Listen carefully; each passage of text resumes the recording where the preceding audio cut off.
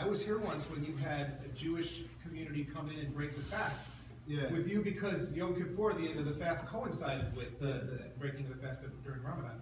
That kind of outreach. And so I was wondering, just as a quick follow-up, there's a tremendous diversity of traditions Yes. in this area, but there's also tremendous diversity within Islam itself. Absolutely. So to what extent do you see yourself not only as doing interfaith work with different religions, but intrafaith work, because there's so many different, so in some Muslim communities there'll be some more Somali mosque Yeah. or a mosque in South Asia. There's a strength to that, but there seems to be challenges too. Very much so. How do you work on the intrafaith as well as the interfaith?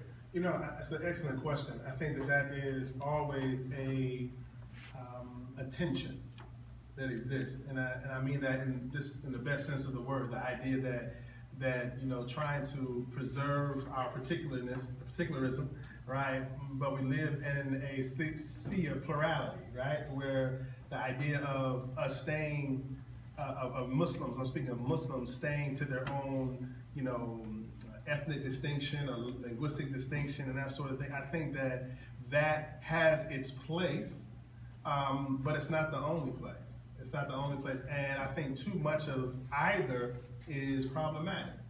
Too much of either is problematic. We don't want to be such a community that just immerses itself into another culture that we lose our distinction. We have no interest in that.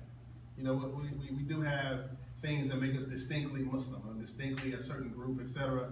And those things should be preserved. However, there's a balance that we seek, and that understanding that we live with neighbors. We live with people who think and perceive and have different backgrounds and culture, and they view things in a very different manner. So the ability to speak across these divides, I think, is paramount. And honestly, it is my firm belief that I believe this is what God has intended.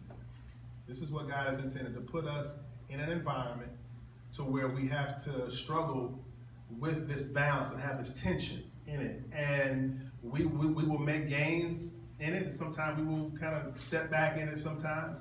But I think to grapple with that in this society, I think, is really the challenge of the times in which we're living in, and something that we have to be vigilant about. So yes, we do have that. We have some mosques that are very more ethnic based. You have some that are very diverse. You know, I think we land on that side of the spectrum. But also in terms of our outreach and the work that we're committed to has become a staple for us. We're very outward oriented in terms of helping our community, speaking out, interfaith, you know, food service, affordable housing, issues that all of us can appreciate.